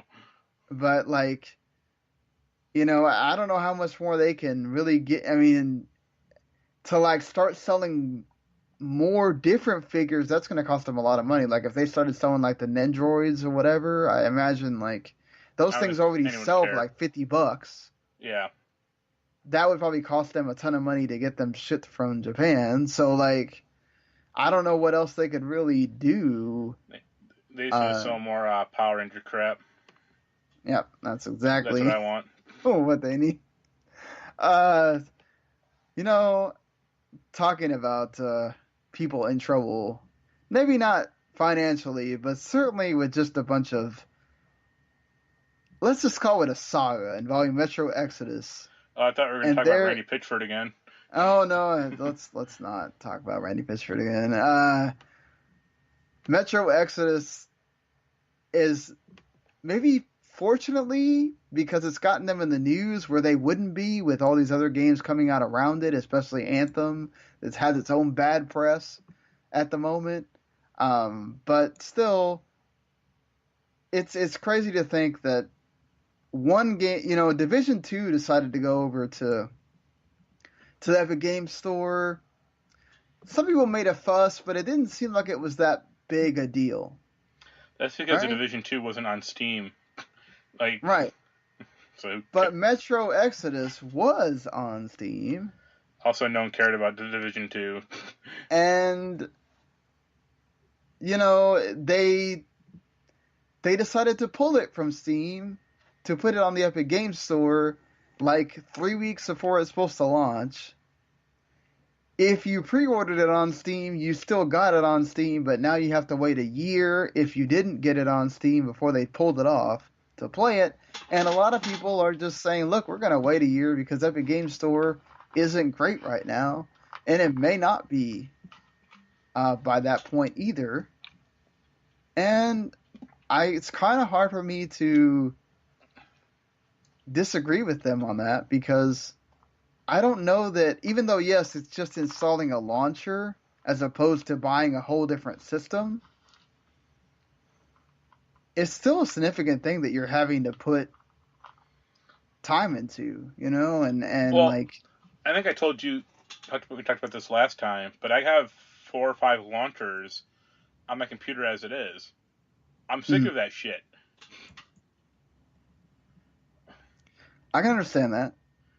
Like, I have Steam, Origin, Blizzard, like the Battle.net launcher, Ubisoft, and I think I might have one other one. I'm not quite sure. And to be fair, Division 2, buying on the game store, Epic Game Store doesn't really do anything. You're still using Uplay. Yeah, So it's the same thing they do with Steam stuff now. So what the hell yeah, difference does that make? you just get to launch it on the Steam store and say, "Oh, it's on my Steam library." Yeah. But I mean, I think what Epic is doing, like pulling AAA games from Steam and deciding to go, I mean, I don't think it's unfair. Like what Steam says, I think that's just them being petty. But I think it's like setting a weird standard that you don't necessarily. We don't need PC. We don't need the PC war. The the eventual downside is when they say no Unreal Engine games can be on Steam. Yeah, and that's a lot of games. That'll be a problem. Yeah, I mean, not to mention what, like, it's basically they get all the money, right? If you develop with an Unreal, the developer gets all the money. If I'm correct on that, the split is if you're on Epic Game Store, it's 88%. It's 88-12, but I think there was a rule that they made that if you use Unreal Engine, you get all of that. Yeah. Epic doesn't take any of the cut. Right. So that even incentivizes them more to not only use that engine, but be on the Epic Games Store. So, again, like they're giving indies a great thing. And I think, for these third-party publishers, they might see that split and go, oh, man, that's a good deal, whatever. And they're also paying extra money to get them over there. But here's the economic problem. Let's use Metro as an example. So they're going to get 88% of the cut, which sounds great. However, if only a fraction of the people on Epic Store buy it compared to the much larger percentage on Steam, you're still losing money. Yep, that's true. For every one copy you sell on Epic, you could easily sell 2 on Steam, and you'd make more money. And considering that the main player base right now of Epic Store is for Fortnite, and Fortnite is younger and free to play, audience. Like they're not going to spend money on crap. They spend money on Fortnite. I mean, they didn't make $2.4 billion. Other PC games. Well, not just that, but they're maybe too young to play those games where they don't care about those games right now. That's not an interest to them. I think there's some alarming percentage of Epic Store users didn't know what Steam was. Have never used anything but Fortnite on the launcher. Well, they didn't know what Steam or Valve was. Yeah, because they're too young to know what it is, or they don't care because they don't play PC games outside of Fortnite. So it's like, and I get what Epic's trying to do. They're trying to get them to get used to there being an Epic Game Store and then go, oh, Epic Game Store is where I buy all my PC games. Okay, great. The problem is, and let's be fair, Steam sucked at the beginning too. It wasn't what it is today. It was the only thing around. The problem of Epic is this thing launched last year. They should have known better. Yeah, there's Steam, there's GOG, there's Humble Bundle, there's other things out there already. Steam launched in 2004, I think. There was nothing. Well, it's 15 years old. Yeah. So, and not only that, it's like some of the things that Epic Game Store is doing is sort of weird. Number one, they have security problems. Right? That they've had constant emails saying my account's been hacked, or crap like that, trying to two-factor authenticate my stupid account. God, I wish I never got one of those. Yeah, I've only had that problem with Steam, I think, one time. Yeah. And I don't really even use the thing that much, but I never had a problem with being able to log in, and I know all my stuff's there, and I don't worry about people getting into it. And not only that, but this thing with the influencers like getting a cut, and like the developer can figure out how much money they want to give to that influencer. Well, I thought And one creepy thing was they don't the Epic One store, they won't have user reviews if the publisher doesn't want them to. Like they have to yeah, okay, which is the reviews, which that's is really bad. yeah. I mean, you already get enough crap from people trying to do DMCA takedowns on YouTube when you get negative. Like Epic Store is basically now to be fair, the reason why this is also a thing is because as soon as Metro got taken off Steam, they went and review bombed the other two games, which is Yeah. bad. No, but you shouldn't do that though. Like that's I not mean, okay. no, but I mean, I think I told you I reviewed Metro Last Light. I couldn't finish it because I had a game-breaking bug, and I got a comment last year from some dude saying, "Oh, I just hit the same bug," and that was 5 years after that game came out. Like, fuck that game. Well, that's fine. That's fine. What I'm saying though is they review bombed it because of the decision by Deep Silver, not because they thought it Yeah, was a bad game or but it's the whatever. only way that those consumers have a way to fight back. Aside from, I mean, not they're not gonna buy it, which is, Right. but Deep Silver doesn't seem to care. They got No, their Epic money, so yeah, and that's fair. And I just think that happens quite a bit with certain games, and it's like that may be why Epic is hesitant to just go, look, there's user reviews whether you like it or not. But they're also being a little bit too kind sometimes. Like you've yeah. also But got to be able to be critical about your game. Epic, well, You know, Steam also has like a uh, recently the return reviewed and then policy overall to reviews. So the overall is still mostly positive. right. So and they also track reviews. I think for like the past Yeah, two from years or critics. 3 years. Yeah, so you can aggregate the review, which is Yeah. fine. I mean, all I Uh, know about this Metro Exodus stuff is I don't get to review that game in 2 weeks on Steam, so I don't care.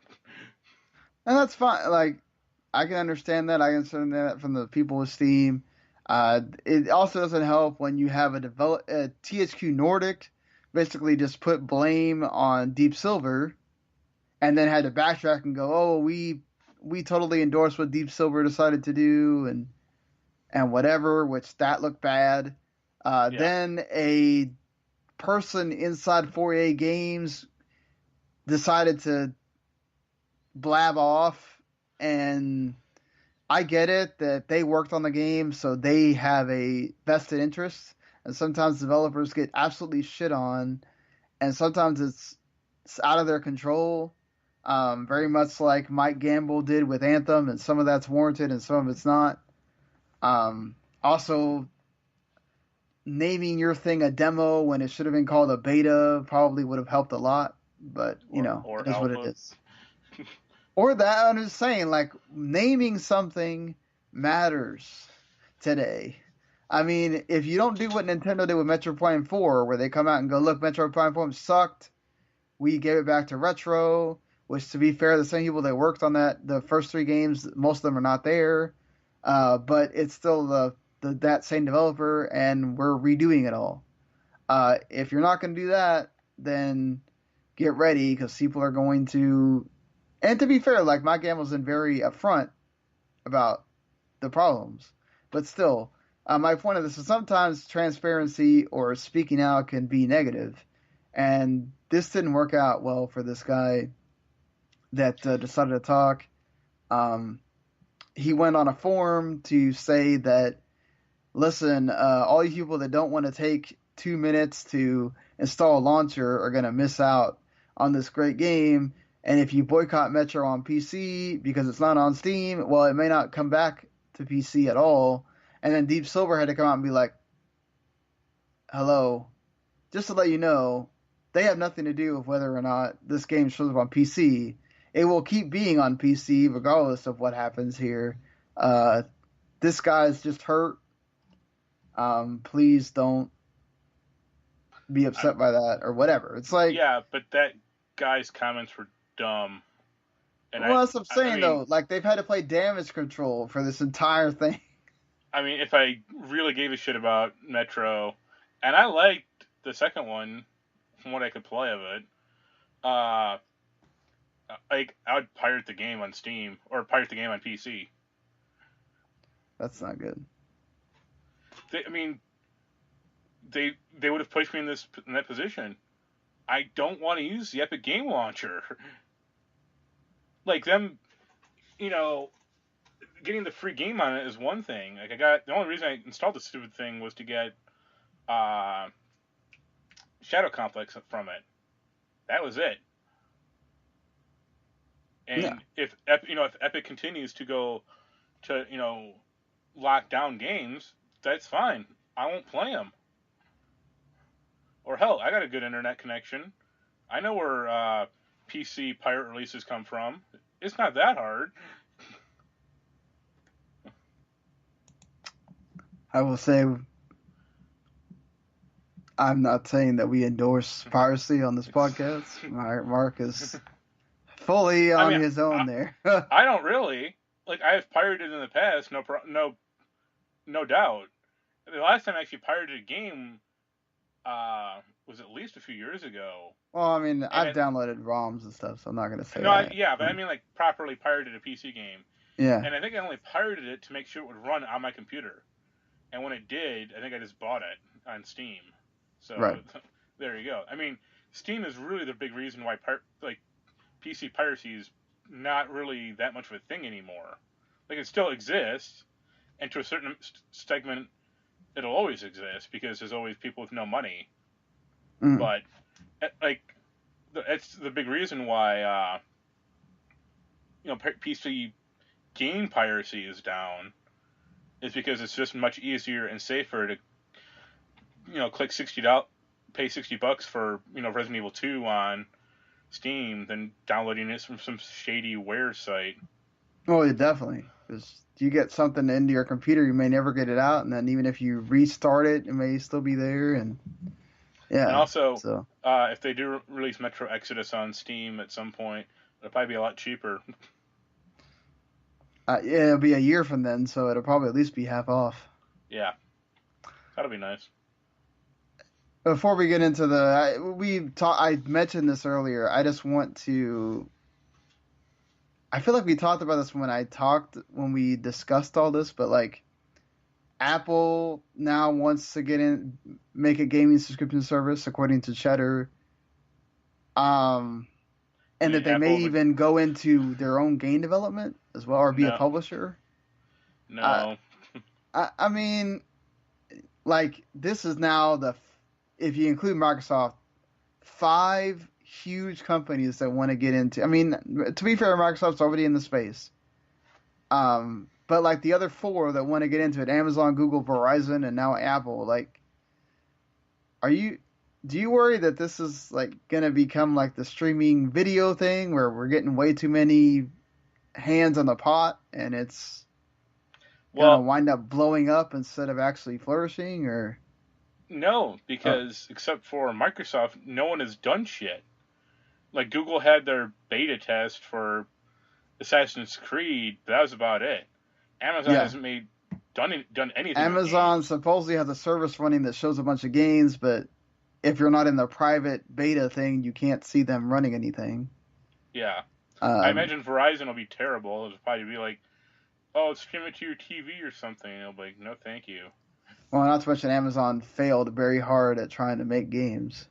So, I don't know. I mean, listen, like, Apple has a lot of things that people thought. They don't care about games. That was one of Steve Jobs' original edicts, was like, he didn't get games.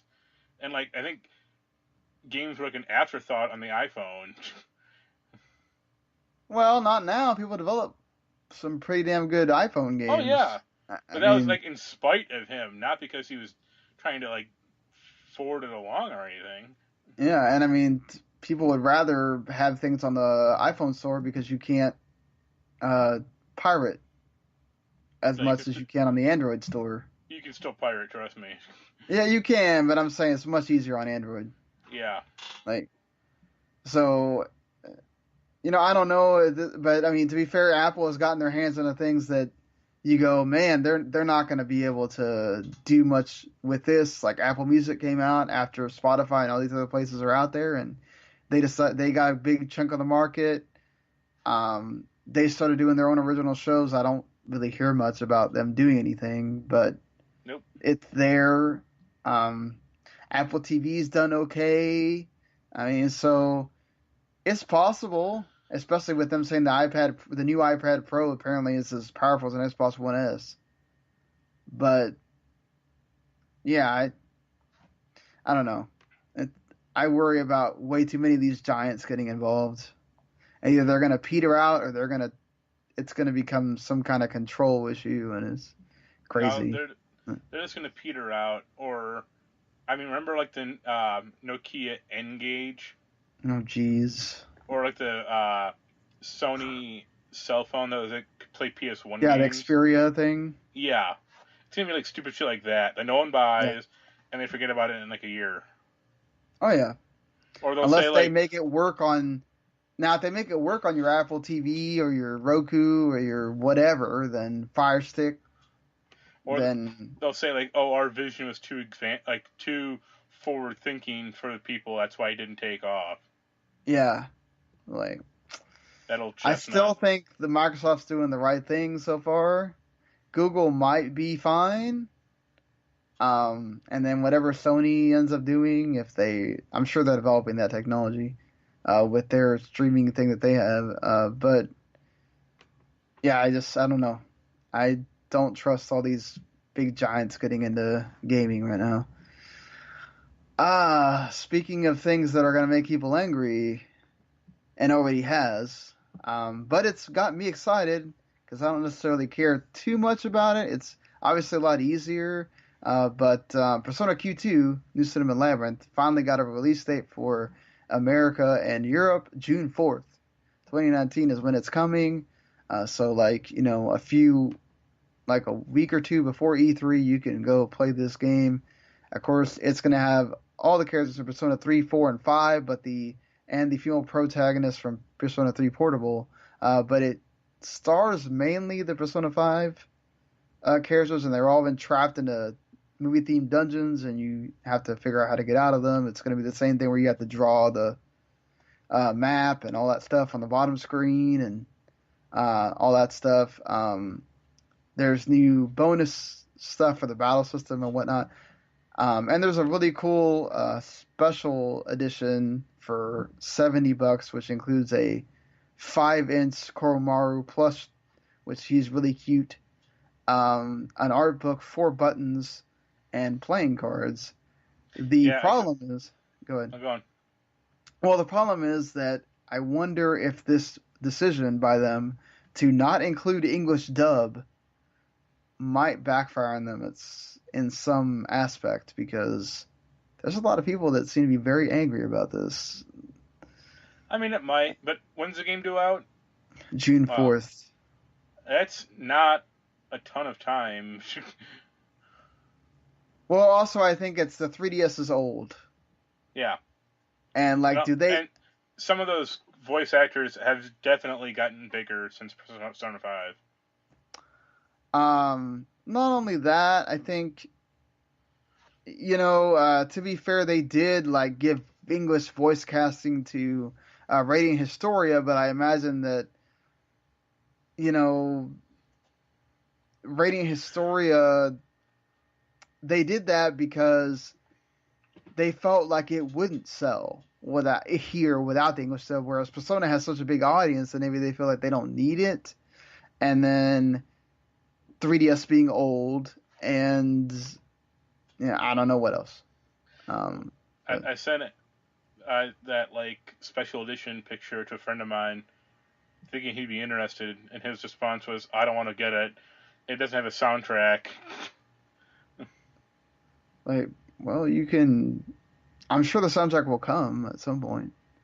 Yeah, but he wants the soundtrack CD. So I mean, to be fair, I think the Kingdom Hearts 3 soundtrack hasn't come out yet, or is about to come out, or whatever. So it doesn't necessarily mean that the soundtrack has to come with the game at launch. But I get it. Soundtracks are great for the the stuff that's out there on YouTube is already great. So, Yeah.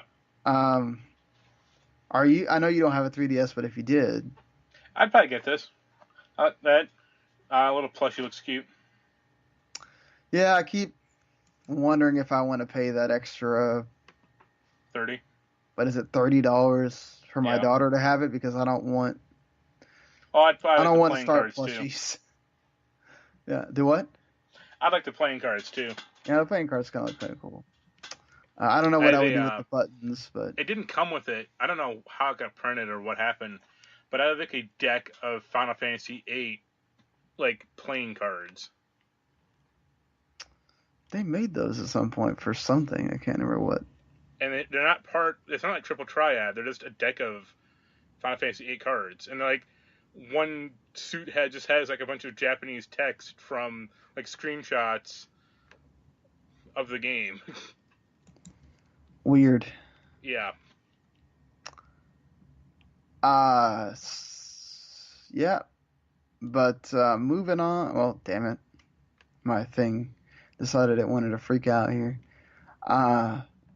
Moving on from talking about this, even though again I feel bad the people that really want the dub. I get it that some people don't want to read text while they play a game, and I totally understand that. And it also there's people that have a connection to those dub voices for those characters. Like that's how they got introduced to Persona and all that, and I think that's fair, but sometimes, I mean, Bandai has had a very bad, history of they don't dub a lot of their games.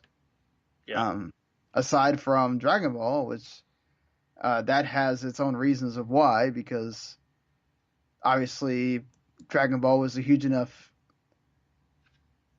thing for them that they can afford to do it. They know it makes a difference. Other games are not so they go, well, why? Why do it? That being said, Dragon Ball has already started their season 2 of Dragon Ball Fighters Pass with Jiren and Videl, 2 pretty cool, awesome characters from the series. Cool to see them be in the game. And you're also eventually going to get Dragon Ball Super Broly and the Gogeta for Dragon Ball Super Broly. Yeah. So there's 2 unannounced characters so far, or like that's left. Who would you want to see? I feel like Bardock would be cool. He's already in it. Oh, he's already okay. Who's not in it? Yeah, Jirobe. Jeez. Naijirobe would be interesting. King Kai, maybe.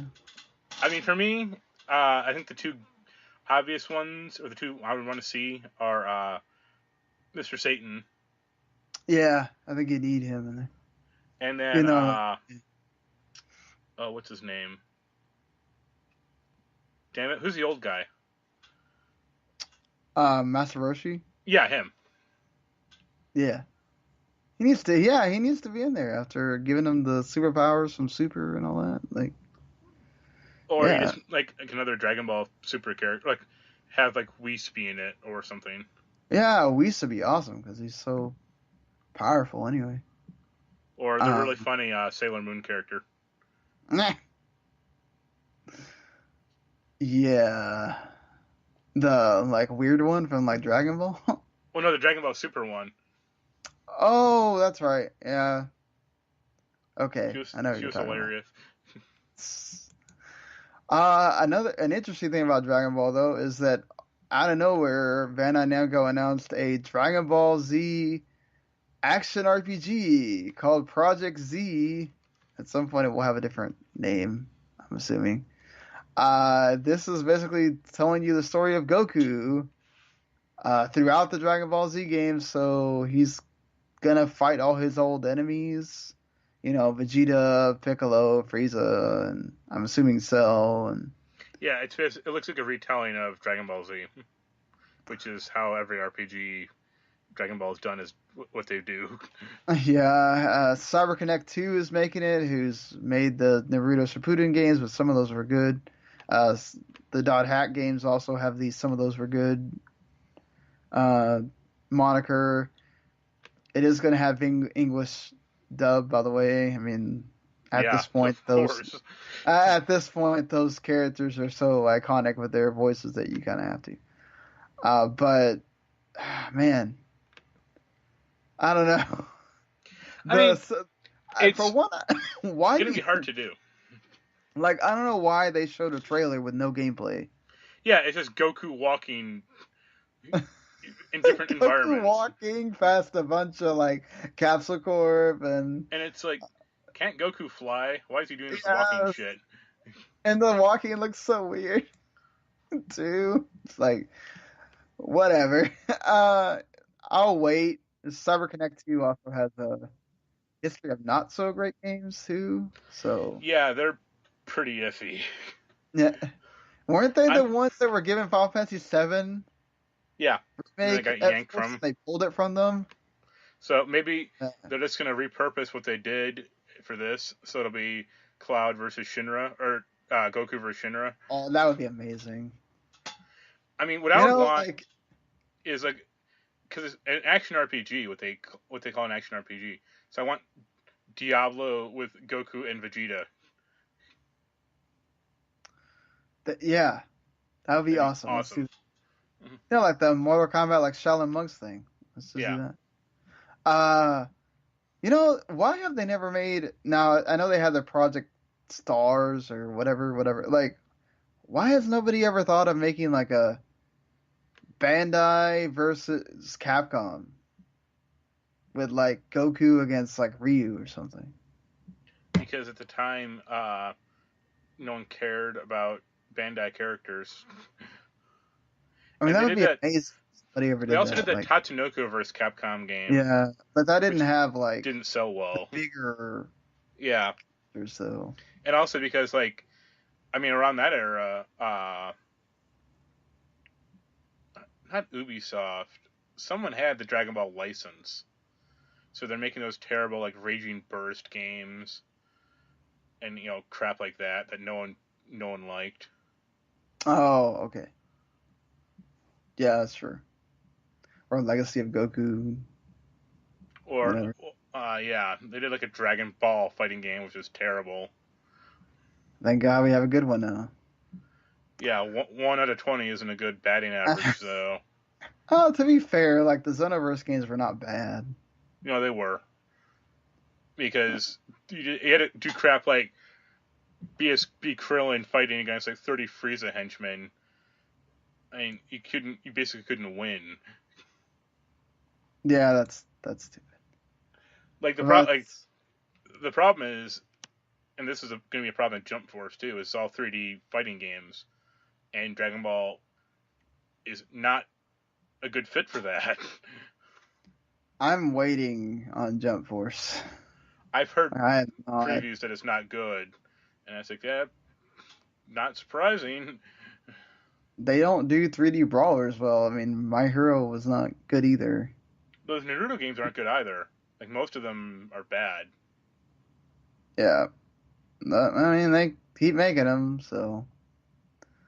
I don't blame them for doing this. Like, this is a cool concept, right? Like, bring all the damn Shonen Jump characters together, and,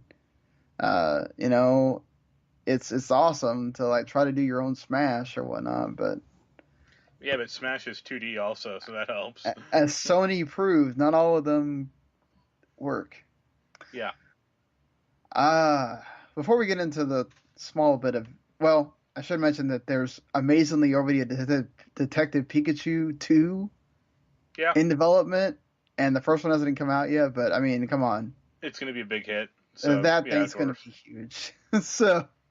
before we get into the small amount of entertainment stuff to talk about for this week, let's talk about some of the other games that are not Kingdom Hearts 3 and Resident Evil 2. I'm playing Wargroove, which I've only played about, I want to say, like 4 missions so far.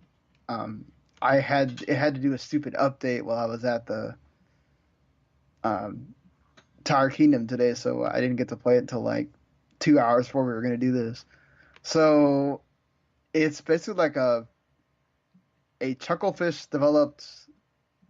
We know that you haven't played an Advance Wars game in like forever, so here's an Advance Wars game. Yeah. Advance Wars game. And this one has a really cool like level editor, and I mean, if you go look online, there's Advance Wars levels in the game already. It's also cross platform with Switch, Xbox One, and PC. So there's that too if you want to play multiplayer. It reminds me a lot of, not obviously not gameplay, but it reminds me of Stardew Valley, like Nintendo. Well, yeah, Chucklefish had a hand in that too. I mean, yes, it was developed by the one guy.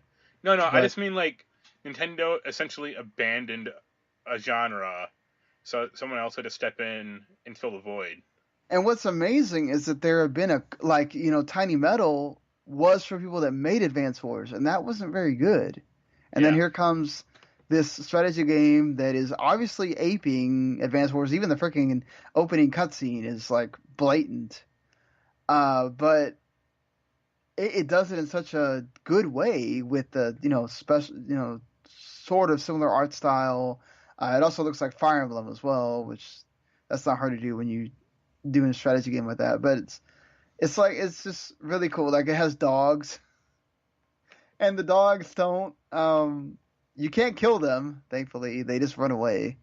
But it's just really neat, and the story is funny at times, and it's also like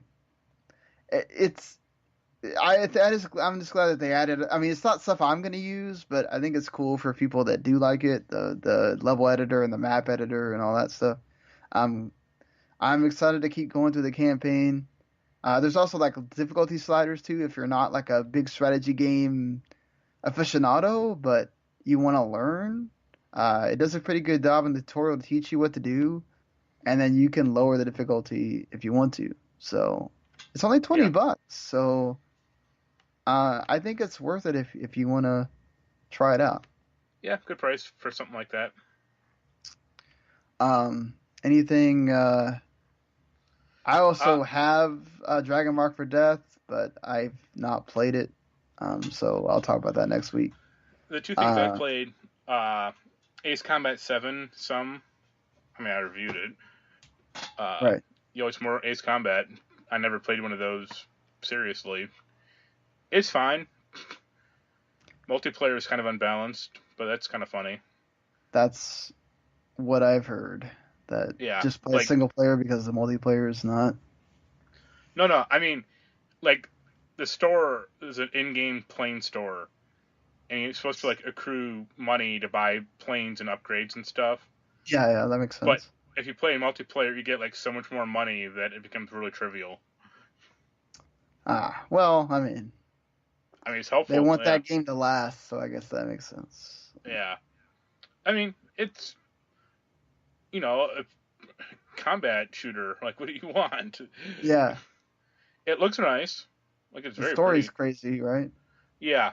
This doesn't make a ton of sense.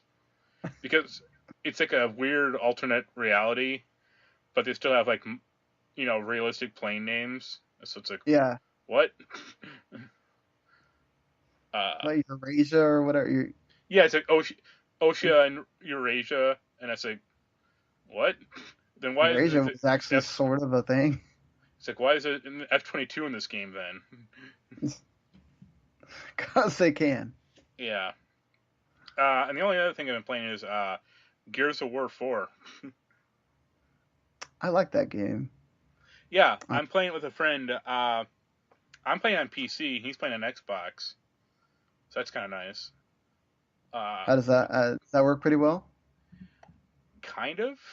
So the PC version runs great.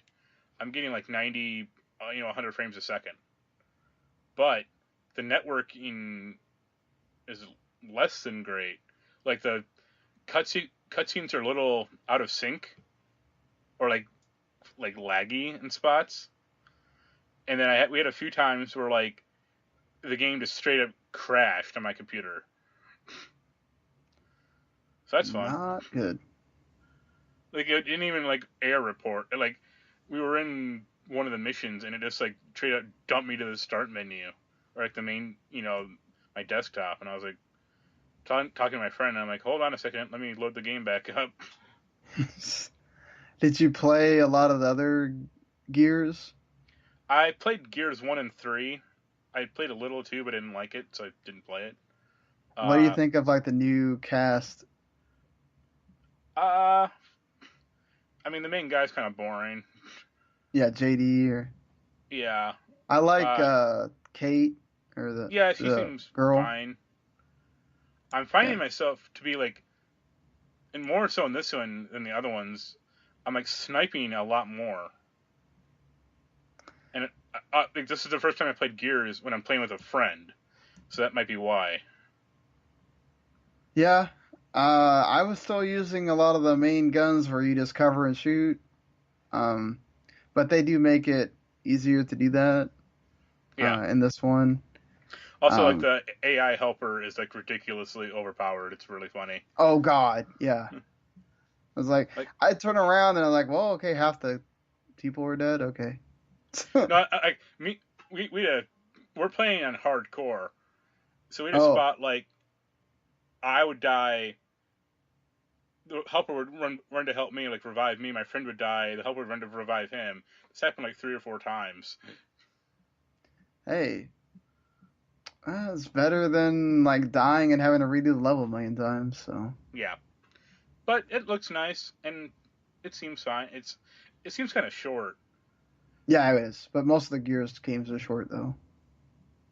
Really? Yeah, some of them are like 5 hours. I remember Gears of War 1 being, I mean, not super long, but it told a decent enough story. Yeah. I think the problem also with like later Gears games is there's no bad guy. Yeah. Like, I still remember General Rom from the first game. It's all about like the locusts. Yeah, but there's no central figure. No. And even when they had that like locust queen chick, she was barely in the game. Yeah, Queen Mira. Yeah. But yeah, it's good. I mean, we'll continue playing it because I have to finish it soon because it's taking up 130 gigabytes of my PC. Jeez. Yeah. Yeah. Get on with it.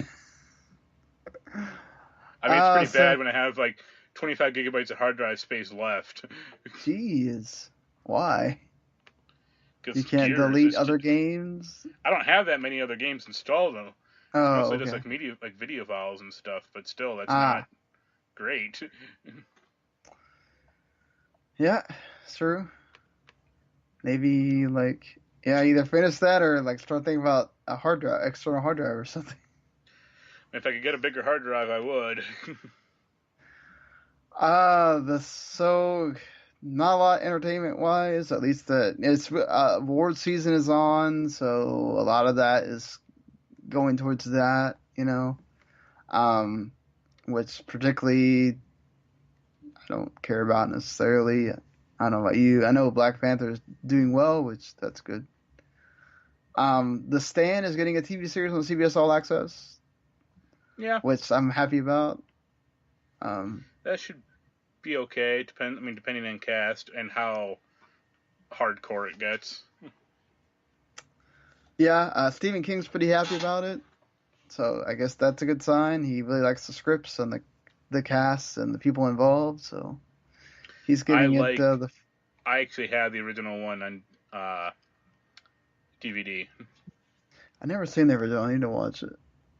It's relatively faithful to the book, but it's just very bloodless and not scary,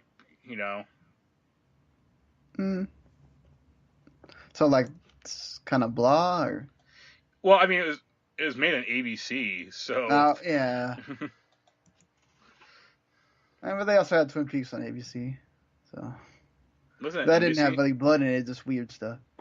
Wasn't that NBC? No, they had Twin Peaks on ABC. Okay. The Twilight Zone is also the reboot is getting a premiere date pretty soon, or not? Well, sort of soon, April 1st on CBS All Access. If you have CBS All Access, you can watch the original show from 1959. All of it on there. The 90s had a reboot too, right? I swear. It came back in the 80s with Rod 80s. Serling, and then it came back in 2003 with Forrest Whitaker. Okay, that's the one I remember. It was like on UPN or something? Yep. Okay, yeah. That was bad. Good. It was funny, but it was bad. I'm hoping this one's better. With so many shows out there to show them how to do it right, like Black Mirror. I think it's kind of hard to get this wrong, but they still could. Obviously the best thing is that Jordan Peele is going to be hosting and narrating. So my hope is that they just don't recycle a bunch of old Twilight Zone plots, and they're recycling like one or two, and it's like, no, please make new ones. Yeah, let's hope they can. We don't need to see the gremlin with the airplane engine, or the kid with the cornfield or whatever. It's like, no, just make new ones, please. Yeah, you don't need that for sure. Well, getting into games for this week here, not a whole lot to choose from, but you got huge hits coming next week, all on the freaking same day. So, 2 weeks from now. But so you got the Book of Unwritten Tales 2 coming to Switch. Away Journey to the Unexpected is coming to all the consoles. Etrian Odyssey Nexus, which is the latest Etrian Odyssey game, is coming to 3DS. It's also the last 3DS Etrian Odyssey game. It's going to Switch after that. The Observer is coming to Switch. Riot Civil Unrest is on Xbox One and Switch. Reverie is coming to Switch. Blaze Blue Central Fiction is coming to Switch. And God Eater 3 is probably the biggest game. It's coming to PS4 and PC. So look out for that. Also, Yokai Watch 3, if for some reason you still care about Yokai Watch, is coming to 3DS. So great. There you go. I liked the first Yokai Watch game. The story was kind of whatever, but the gameplay was interesting. I don't know how 2 went. It had the 2 different SKUs. Looks like they went back to 1 for 3. That's cool. I'm really looking forward to God Eater 3. May end up reviewing it, don't know. It's more of an anime Monster Hunter. So there's that. It's all a little bit easier than Monster Hunter 2, but yeah. But if you like Monster Hunter, that might be something you want to look out for if you have a PS4 or PC. Yeah. So. But yeah, I think that's gonna do it for us this week. Hopefully you enjoyed it, whichever way you watched it, whether it's on video or the audio. If you like what you heard, you can always hit subscribe. Video Games to the Max. We try to come to you every week here, and we'll have more reviews on the site. So make sure you check on w2net.com. Mark's Tales of Vesperia Definitive Edition and Ace Combat 7 will be up really soon, and also I'm working on a Kingdom Hearts 3 review, and yeah, we'll have Resident Evil 2 up there as well at some point. And more to come. So, thank you to 401 Mania and Last Word Online for associating with us and having us on their sites. And we'll see you guys later. Later.